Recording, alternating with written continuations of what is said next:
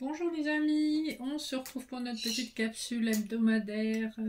Nous sommes là aujourd'hui pour les énergies de la semaine qui commencera le lundi 25 août 2025. Donc ça y est, on arrive doucement à la fin des vacances d'été.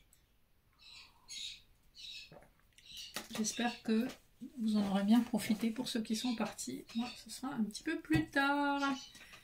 Alors, on va faire des couplets aujourd'hui sur le général avec l'oracle des miroirs, le tarot Rider-Waite. Pour le sentimental, j'ai fait des couplets avec le Béline de Gabriel Sanchez et le petit Lenormand étendu. Pour vos messages annexes, vous avez le choix entre le 1, la labradorite, le 2, le cristal de roche, le 3, l'obsidienne noire. Et ce seront des cartes de mon jeu, le souffle intuitif des cartes. Et pour l'aspect spirituel cette semaine, bien sûr, un petit tirage avec les cartes de la triade. Je vais un petit peu changer l'angle de la caméra, excusez-moi. J'espère que j'ai donné le mal de mer à personne. On va voir un petit peu. Vous avez la carte de l'élévation et en dos de deck, l'erreur. On voit poindre la foudre, hein, donc il y a une compréhension qui se fait sur une erreur passée et qui vous permet de progresser sur le plan spirituel. Hein. Derrière l'erreur, qu'est-ce que j'ai? J'ai les frères, donc il y a probablement une relation miroir qui aurait pu être enrichissante, mais qui a été démarrée probablement dans de mauvaises conditions ou à un mauvais moment, et de comprendre certaines choses sur cette relation, ça vous permet une élévation spirituelle actuelle, même si peut-être qu'en ce moment vous êtes plutôt dans la froideur et dans l'éloignement de cette relation. En tout cas, on voit que sur l'été, vous allez comprendre des choses. L'été n'est pas terminé, hein, puisqu'il va jusqu'au 21 septembre, mais que dans les jours et les semaines qui restent, qui sont sous le signe du beau temps, vous allez avoir des compréhensions et des révélations. Bon, c'est plutôt pas mal. Alors, on va regarder les dos de deck. L'oracle des miroirs. On nous parle de culpabilité. On nous parle de victoire. On nous parle de naissance.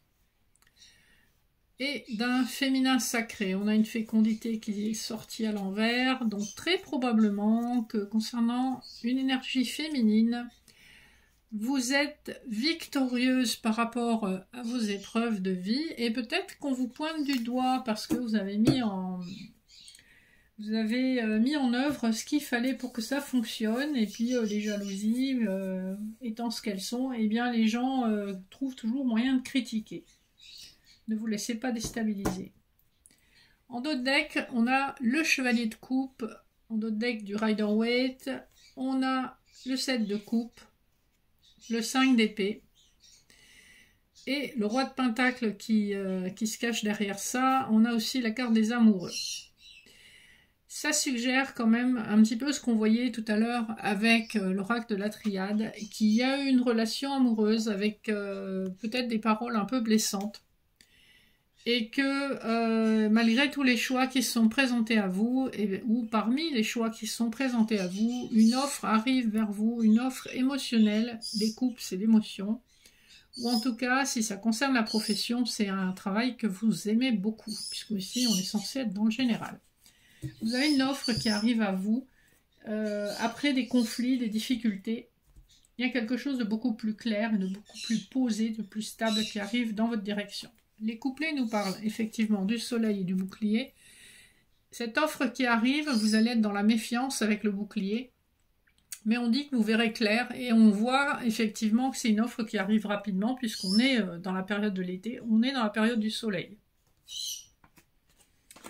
Deuxième couplet, on nous parle du 5 de denier et de l'amour. Ça, c'est ce que vous ressentez en ce moment. L'amour n'a été que source de déception et de déséquilibre. Hein. Vous voyez, les personnages du 5 de denier, c'est quand même pas top pour eux. Ils sont dehors, dans la neige. Il y en a un qui est appuyé sur des béquilles, l'autre qui porte des guenilles. Donc l'amour a été plutôt source de déception jusqu'à présent, et vous êtes encore fort ancré dans cette croyance. Le couplet suivant, en fait on en a 3 parce qu'elles sont venues comme ça. On a la papesse, la sexualité, le contrat. On a manifestement un contrat d'âme qui n'a été abordé que dans sa partie charnelle avec la sexualité, ou qui ne veut être abordé que dans cette partie-là. Néanmoins, la papesse nous montre que vous savez à qui vous avez affaire en face de vous, que vous serez méfiante. Je pense qu'on a plutôt affaire à des féminines. Méfiant si vous êtes un masculin qui écoutez pour une féminine. En tout cas, vous avez cette connaissance, vous avez cette intuition aussi, que ça n'est pas que de la sexualité, ou en tout cas que cette fois, ça ne peut pas être que de la sexualité, puisque vous avez un contrat d'âme qui a été signé avant l'incarnation, donc il y a un compromis, un contrat à trouver. On est clairement encore dans des histoires sentimentales, bien que ce soit un tirage général. Donc, fiez-vous à votre intuition. Les choses ne sont pas forcément ce qu'elles peuvent paraître. Mais ça veut aussi dire que l'attirance charnelle et physique est très forte avec cette personne. On va passer de suite au sentimental. Alors, on a le dos de deck du petit Lenormand. Et bien, on nous montre un masculin avec sa petite rose. On nous montre l'éclaircie. On nous montre le fouet. Et on nous montre le renard. Plusieurs messages possibles. Le renard montre alors à la fois la méfiance et le fait que ça puisse venir via votre activité professionnelle. Je penche plus pour de la méfiance puisque derrière nous avons le fouet. Donc le fouet nous indique encore une forte attractivité, attraction. Et avec le chiffre 11 sur la carte, vous voyez que c'est quelque chose qui est karmique. Et le fouet nous indique aussi que c'est une personne de votre passé. Donc c'est quelqu'un qui vient probablement en contact pour la réconciliation et c'est quelqu'un qui vous a probablement fortement déçu, comme on l'a vu dans les cartes précédentes du tirage général. On a la possibilité d'une éclaircie, donc vous allez des nuages vers la lumière et c'est un masculin qui est tourné vers le passé.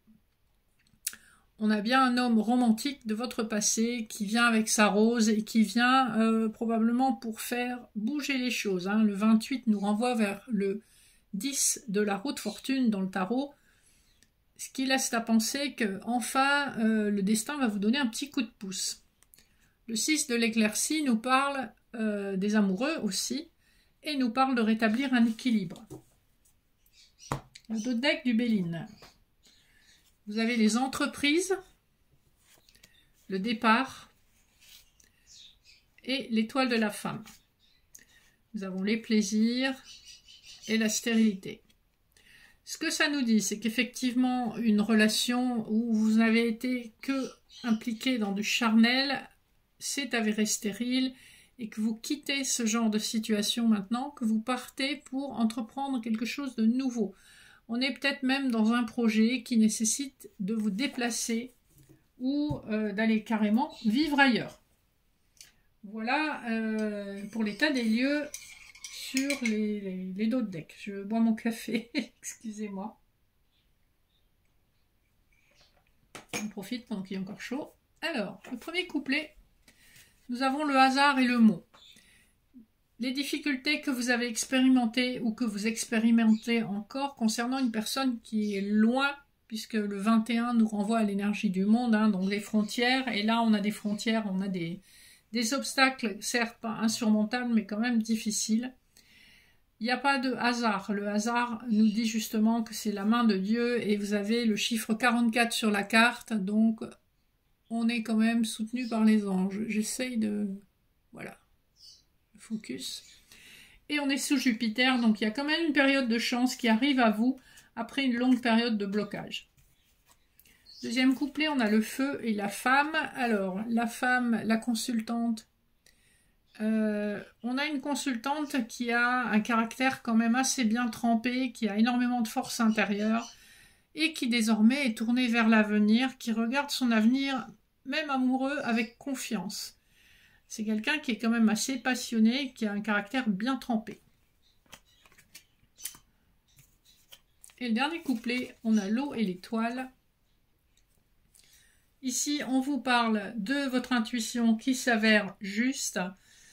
L'étoile du fait que c'est guidé, que les choses vont arriver quand même assez rapidement et au plus tard sur l'année qui suit, mais votre intuition vous montre bien que les choses bougent même si elles semblent ne pas bouger. Il y a un avancement lent et invisible, mais il y a quand même un avancement et de toute façon c'est destiné, c'est guidé, quoi que vous fassiez, ça arrivera en temps et heure. Donc on nous parle un peu de stagnation après des semaines où on voyait que les choses allaient se débloquer, etc. Comme je vous le disais, c'est pas toujours pour les mêmes personnes que ça avance au même rythme. Alors, on va regarder les messages annexes. Donc, labradorite, cristal de roche et obsidienne noire. Alors, voyons voir ce que nous avons. Pour la labradorite, vous avez la carte de la marguerite, le numéro 32. Ici, on vous parle de tendresse, de simplicité, d'authenticité, d'humilité. Ici, on vous renvoie à la protection des élémentaux. C'est adaptable, doux, douce. Vous êtes capable d'un amour tendre, d'une amitié, d'une fraternité. Et on vous dit que vous pouvez vous fier aux informations reçues de votre troisième œil. Le deuxième choix, c'est le chardonneret. Petit oiseau très mignon.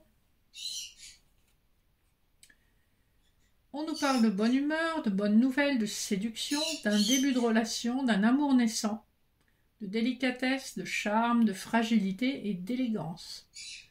Il s'agit de courtiser ou d'être courtisé, de tomber amoureux.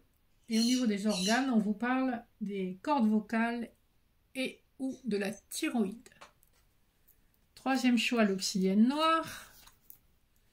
Vous avez le chiffre 6.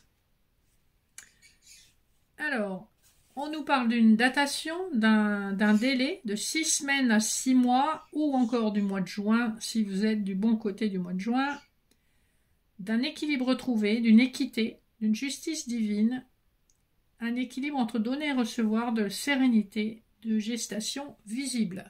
Si vous êtes enceinte, ben, ça va commencer à se voir. Voilà. Voilà pour vos petits messages annexes. J'espère que ça vous aura parlé. N'hésitez pas à me faire vos retours en commentaire, à vous abonner à la chaîne si ce n'est pas encore fait. Je vous souhaite une excellente semaine. Je vous dis à très vite et je reste à votre disposition si vous avez des questions sur mes services. Mon mail est en barre d'infos. Je vous fais des gros bisous. Bonne semaine, à bientôt.